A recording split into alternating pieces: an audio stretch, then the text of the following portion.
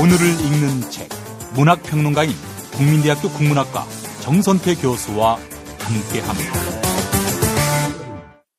국민대학교 한국어문학부 국어국문전공 정선태 교수님 함께하겠습니다. 교수님. 네, 안녕하세요. 네, 오늘 어떤 이야기 해볼까요? 네, 오늘은 책 얘기 좀 해보겠습니다. 아, 책 얘기, 늘 하던 책 얘기. 오늘 어떤 책입니까, 교수님? 늘 하던 책 얘기인데, 많은 사람들이 그런 얘기를 해요. 이렇게 바쁜 시절에, 어려운 시절에 누가 책을 읽느냐. 볼 것도 많고, 할 것도 많은데, 이런 얘기를 종종 하죠. 예, 예. 그럴 땐 저로서는 참 많이 서운할 때가 많아요. 이 책에서 읽고 배우는 게 너무너무 많은데, 이 책에 대해서 좀 아쉬운 말을 할 때는 저로서는 좀 뜨악해지기도 하고 그러죠. 예. 그래서 오늘은 오래전에 한번 소개해드린 것 같은데, 책으로 천년을 사는 방법이라는 움베르토 에코 수필집이 있습니다. 예. 그 에세이집인데, 예. 움베르토 에코는 울림이 아주 큽니다. 이름부터 네. 벌써. 왜 어떤 의미죠? 움베르토 에코. 에코라서. 에코. 에코라서. 예. 내가 그 말을 못 알아들었어. 그 에코가 메아리인지를 이제 알았네. 예. 예. 네, 움베르토 에코는 걸출한 기호학자이자 철학자이기도 하고요. 그리고 뛰어난 사상가이기도 하죠. 언어를 말이죠. 네. 그 볶아 먹고 튀겨 먹고, 네. 갖고 노는데 대단합니다. 네, 정말 이런 분을 닮고 싶어요. 예. 네, 우리 김 PD 대단합니다. 아니야, 정말로 놀랍습니다. 그런 언어를 볶아 먹고 지져 먹고 한다고요? 예. 네, 맞습니다. 회쳐 먹기도 하고. 네. 그리고 이 사람이 쓴 책 중에 세상의 바보들에게 웃으면서 화내는 방법 이런 책이 있어요. 이 책을 볼 때마다 우리 김 PD를 떠올리곤 하는데, 이런 에코 같은 사람들의 책을 많이 읽을수록 언어도 풍성해지고, 정서도 풍요로워지고, 그리고 사상도 깊어지고, 그러겠죠. 예. 세상을 보는 눈도 달랄 수밖에 없을 거고요. 오늘은 고전이 위대한 이유라는 글과 손끝으로 책 읽기, 이 두 편의 글을 여러분과 함께 재밌게 한번 얘기해 볼까 합니다. 예. 고전이 위대한 이유는 제가 늘 쓰는 표현을 빌자면은 시간의 시련을 통과한 게 고전이죠. 그렇습니다. 얘기하고 인간의 지성들을 다 모아놓은 어떤 총화라고 할까요? 예. 어떤 은결체라고 얘기할 수 있을 것 같습니다. 근데 이건 폼나는 정의고 고전에 관한 가장 간단 명료한 그리고 뜨끔한 정의는 많은 사람들이 저자와 책 제목은 알지만은 읽지 않았을 책 이렇게 정의를 합니다. 예. 그러니까 우리 교육의 문제이기도 하겠지만은 고전하면은 사람들이 저자나 제목은 되게 알죠. 그리고 한 구절은 어느 정도 기억하죠. 웬만한 사람들이면은. 근데 그게 어떤 맥락에서 나온 것인지 그 의미가 무엇인지를 그 맥락에서 읽어내는 사람들은 많지 않은 것 같습니다. 예. 우리의 그 지성의 풍토가 점점 더 열악해지면서 우리 고전을 향한 그리움들이 점점 더 깊어지는 것 같긴 한데요. 예. 네. 근데 미디어 환경이 워낙 급변하면서 이 책을 대하는 게 많은 사람들로부터 멀어지는 것 같습니다. 예. 자, 움베르토 에코의 그 고전이 위대한 이유라는 짤막한 글에서 한 구절 보겠습니다. 예. 고전 작가란 특히 손으로 필사하던 시기에 많은 사람들이 다시 필사하고 싶어 했던 작가이며 오랜 세월 동안 시간의 타성과 망각의 사이렌 소리를 물리친 작가이기 때문이다. 네. 물론 양피지 값도 되지 않는 작가들이 살아남고 반대로 아마 위대했을지도 모를 다른 작가들은 영원히 잊히기도 했다.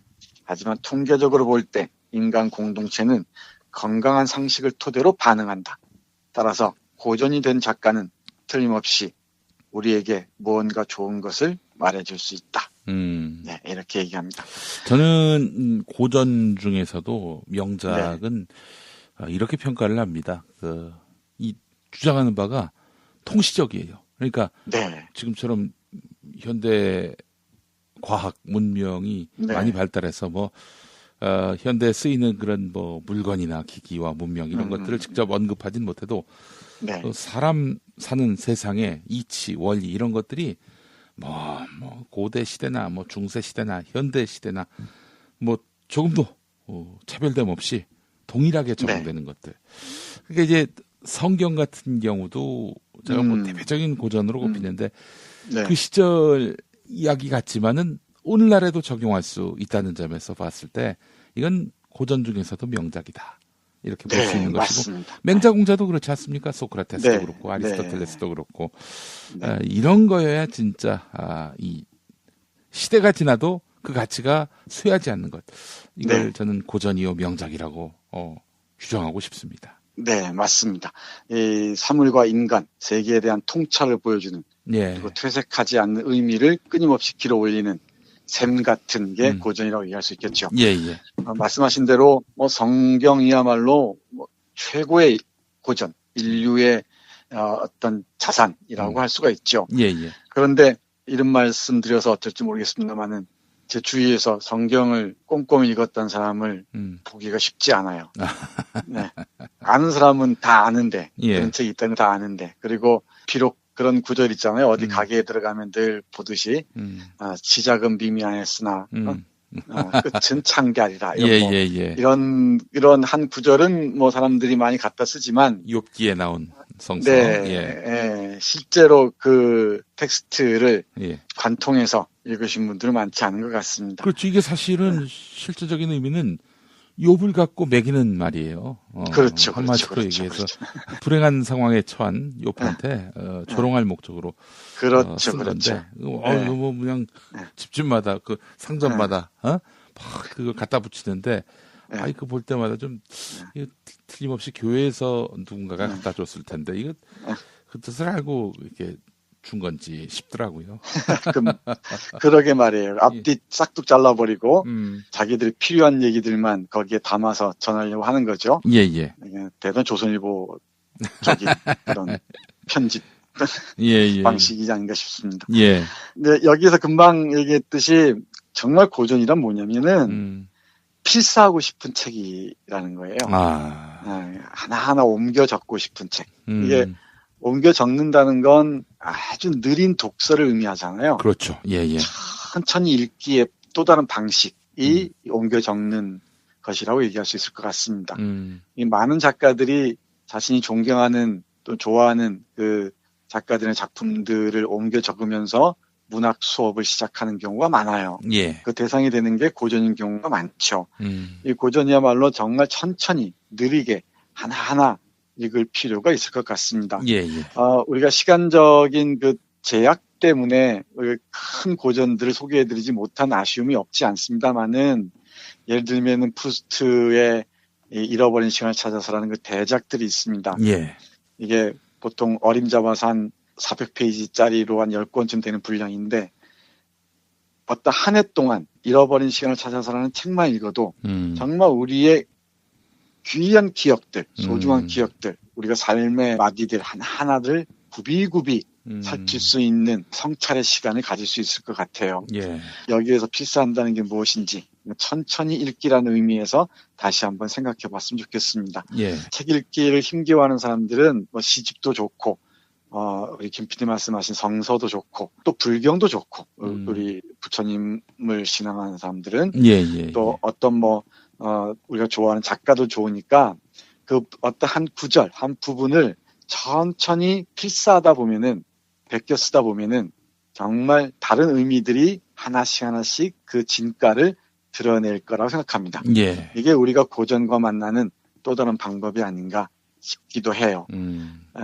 우리 김용민 브리핑 오늘 읽는 책이라는 시간이 사실은 양념 같은 시간이잖아요. 예. 좋은 재료들은 훌륭하신 분들이 많이 담당하시고 오늘 읽는 책이라는 시간은 양념, 조미료 역할을 하는데 조미료가 어쩌면은 김용민 브리핑의 제맛을 살리지 못할 수도 있습니다만은 제가 생각하기에는 우리의 정치적인 상황들, 경제적인 상황들을 쭉 들여다볼 때 한 권의 책을 꼼꼼히 읽으면은 그게 더 깊이 보이고 우리의 시야를 훨씬 넓게 해줄 것이라고 생각을 합니다. 예. 이 고전이 위대한 이유는 제가 굳이 더 말씀드리지 않아도 될 것 같습니다. 다음 시간에 또 이 책에 대한 얘기를 카프카를 빌어서 얘기할 생각인데요. 이 좋은 책들을 많이 읽은 사람들은 그 사람들의 향기가 달라집니다. 그건 분명한 것 같습니다. 그리고 다른 사람들을 배려하는 그 수준이랄까 높이가 달라지리라고 생각을 해요. 그리고 또 하나 이 손으로 필사하는 얘기를 했는데 손끝으로 책 읽기라는 글이 있습니다. 손끝으로 책 읽기. 네. 제가 이 글을 읽으면서 정말 놀라워했었는데요. 우리 학생들이나 많은 사람들에게 책을 구하면은 한 3가지 정도를 요구를 합니다. 처음 책을 사면은 일단 그 표지만 잘 이쁘게 쳐다보라 하는 거고요. 두 번째는 손인사를 하라고 얘기를 해요. 손끝으로 읽으라 얘기하는데 얘기인즉슨 첫 페이지부터 끝 페이지까지 쭉 넘겨보는 겁니다. 그러니까 손끝으로 인사를 하는 거죠. 그러니까 손끝으로 촉감으로 이 책의 페이지를 다 만져보는 겁니다. 그러면 놀랍게도 책이 웅성거리면서 손끝을 통해서 나에게 말을 걸어오기 시작합니다. 농담 같지만은 한번 실천해 보시면은 이게 농담이 아니라는 것 알 수 있으실 것 같습니다. 그리고 세 번째 제가 요구하는 것은 눈인사라고 하는데 책을 사면은 대단히 부담스러울 때가 많죠. 말로만 들었는데 이게 내 방에 와 있으면 낯설 수도 있고요. 그죠? 이거 언제 다 읽나 하면서 한숨이 저절로 나올 수도 있고 그렇잖아요. 그럴 때는 손인사가 끝나고 난 다음에 눈인사를 하는 겁니다. 이 방법은 첫 페이지부터 끝 페이지까지 한 페이지당 한 줄만 읽는 겁니다. 그러니까 맨 위든 가운데든 어디든 한 페이지당 한 줄씩만 읽으면은 놀랍게도 책 전체가 구도가 잡힌다는 걸 알 수 있을 겁니다. 이 습관 한번 이 방송 들으시는 많은 분들 한번 실천해 보십시오. 무의미한 행동 같지만은 이것이 책과 친해지는 그렇죠. 결정적인 계기가 된다 이 말씀하시죠. 네, 맞습니다. 그러면서 놀랍게도 그 책들이 보여요. 그리고 이 마지막으로 그러고 난 다음에 이제 정독을 하든 아니면 발췌독을 하든 하는 것인데 정독이란 처음부터 끝까지 쭉 읽는 거고 발췌독은 부분 읽는 거지 않습니까? 네, 사람을 만날 때도 그렇잖아요. 저 사람을 꼼꼼히 처음부터 다 알고 싶은 사람이 있는가 하면은 또 필요에 따라서 어떤 특정 부분만 나에게 도움이 되거나 아니면 내가 배울 지점이 있는 그런 사람들이 있을 수 있죠. 책도 사람과 같아서 처음부터 끝까지 다 꼼꼼하게 짚어볼 책이 있는가 하면은 군데군데 어딘가 내가 집중해서 읽을 부분들인 책들이 있습니다. 책들도 성격이 다 있습니다. 그리고 성질머리가 못된 책도 있고요. 그리고 아주 성질머리가 못돼 보이지만은 아주 그 깊이가 있는 책도 있고요. 그리고 겉보기에는 아주 깊이가 있어 보이지만은 정작 만나보면은 텅 빈 애들도 있어요. 그런 애들을 만나는 방법이 눈인사, 손인사를 통한 그 다음 단계입니다. 오랫동안 책을 읽으면서 터득한 노하우랄까요? 저만의 책을 대하는 방식입니다. 근데 은별 대꾸는 손끝으로 책 읽기라는 글에서 이렇게 얘기를 해요.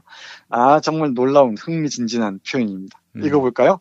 그러다 어느 날 그동안 소홀했던 책들 중 하나를 손에 들고 읽어보면 그 책이 말하는 모든 것을 이미 알고 있다는 것을 깨닫기도 한다. 아마도 많은 사람들이 증언할 수 있는 이 특이한 현상에 대해서는 3가지 설명이 가능하다. 첫 번째로 몇 년 동안 우리는 그 책을 옮기거나 먼지를 털기 위해 또는 단지 다른 책을 잡으려고 약간 옆으로 밀치면서 여러 번 만졌을 것이고 그 과정에서 지식의 일부가 우리의 손끝을 거쳐 두뇌 속으로 전달되었을 것이다. 마치 브라유 점자로 된 것처럼 우리는 촉감으로 읽었던 것이다. 나는 이탈리아 초능력 확인 협회의 추종자처럼 초능력 현상들을 믿지는 않지만 이 경우에는 믿는다. 그것은 초능력 현상이 아니라고 믿기 때문이다. 그건 일상적 경험에 의해 확인되는 아주 일상적인 현상이다. 그러니까 책이 집에 많이 있잖아요. 인테리어용이든 아니면 뭐 제습용이든 탈취용이든 아니면 단열재 대체제든 책이 있으면 언젠가 한 번씩은 먼지를 털기 위해서라도 치우고 빗기고 이런 일들을 하긴 하죠. 그러면은 그 과정에서 책들이 촉감을 통해서 나에게 전달해 온다는 게 푸코 얘기입니다. 아마 세상에서 책을 가장 많이 읽은 사람 중에 한 사람이 푸코일 텐데 이 푸코의 경험을 저는 신뢰합니다. 이게 첫 번째고요. 두 번째 좀 읽어볼까요? 예.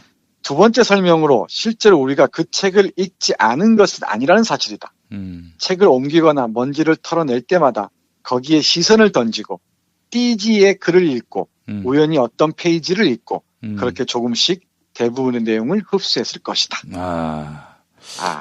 김용민의 독서법을 아주 정확하게 짚어냈네요. 저는 일단 다 읽을 때도 있지만은 머릿말하고 결어만 읽을 때 끝부분 에필로그만 읽을 때 그래도 읽었다라고 주장합니다. 맞습니다. 서문만 읽어도요. 책의 큰 그림들은 다 그려낼 수가 있습니다. 왜냐면은 우리가 그만큼 또 살아냈으니까. 또 살아가고 있으니까 그렇겠죠. 그리고 또 이 띠지라고 있잖아요. 책을 사면은. 그 띠지에 있는 어떤 책이 과장 광고일 때도 있지만은 그 이면을 보면은 그 책의 성격이 드러나기도 합니다. 그리고 책 날개에 있는 몇 줄만 읽어도 그리고 책의 두께만 만져봐도 이 책이 어떤 일을 담고 있을지 감으로 알 수 있다는 얘기죠. 이게 제 얘기가 아니고 움베르토 에코라는 정말 걸출한 사상가죠. 사상가가 하는 얘기입니다. 그러니까 아마 신뢰하고 들으셔도 좋을 것 같습니다. 우리 움베르토 에코의 말에 따르면 띠지의 글을 읽고 우연히 어떤 페이지를 읽는 것만으로도 우리는 내용들을 우리 삶에서 간접적으로 경험했다는 거죠. 세 번째 보겠습니다.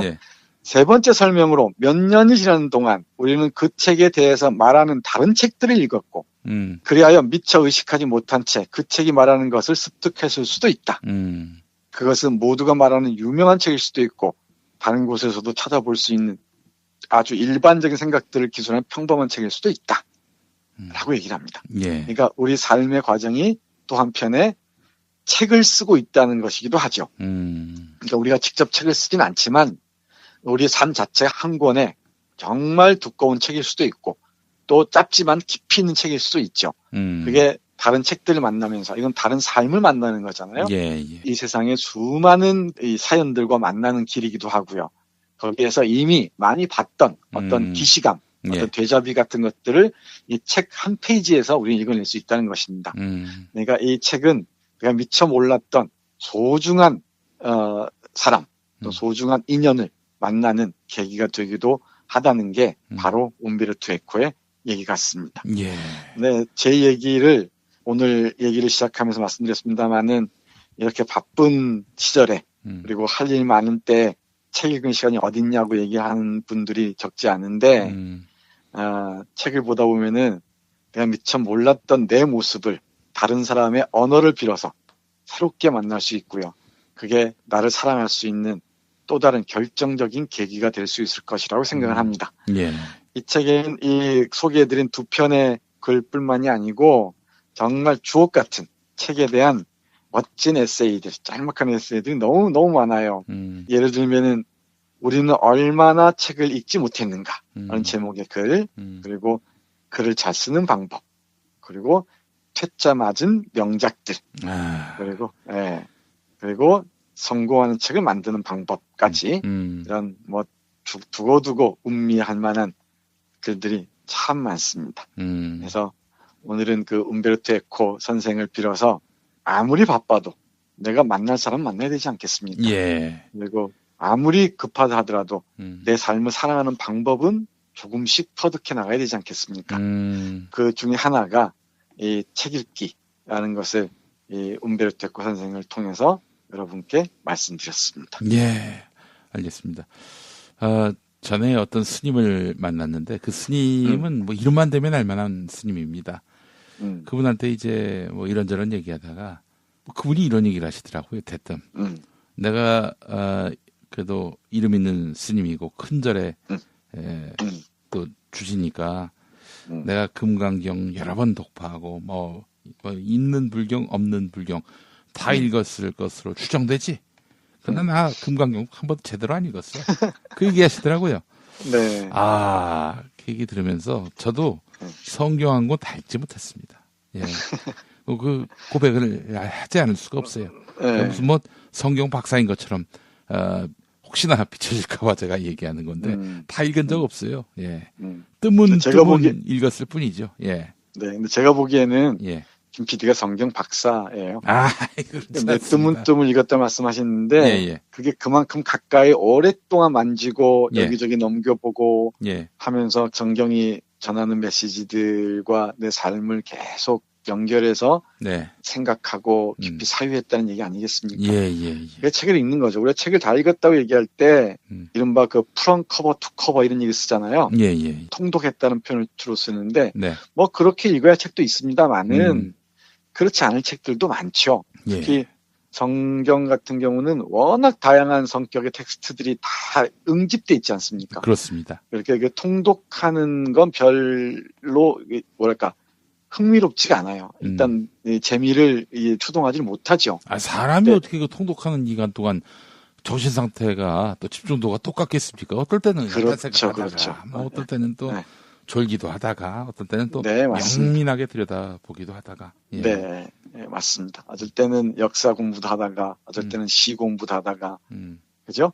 어떨 때는 편지 쓰기 방식에 대해서 고민하기도 하다가 이러면서 우리 성서를 보면서 많은 생각들을 하게 되죠. 네, 이 책으로 천년을 사는 방법, 웅베르토 에코의 책, 이 책도 제가 우리 청취자 여러분들께 강력하게 추천합니다. 짤막한 에세이들로 구성된 책이니까 군데군데 그냥 눈길 가는 데 딱 멈춰서 읽어보고 또 쭉 넘기다가 눈길 뒤적뒤적 하시다가 눈길 가는데 멈춰서 잠깐 한 페이지 읽고 이러시면 참 좋을 것 같습니다. 알겠습니다. 글 한 편 한 편이 3페이지, 4페이지 넘지 않습니다. 그러니까 짧은 호흡으로 깊이 있는 의미들을 읽어낼 수 있는 그런 좋은 책이 아닌가. 책에 관한 책, 움베르토 에코의 책으로 천년을 사는 방법 꼭 함께 했으면 좋겠습니다. 알겠습니다. 자, 책 읽는 지혜도 오늘 말씀해 주셨고요. 아주 여러 가지로 유익한 시간이었습니다. 자, 정선태 교수님 또 내일 뵙도록 하겠습니다. 네, 감사합니다.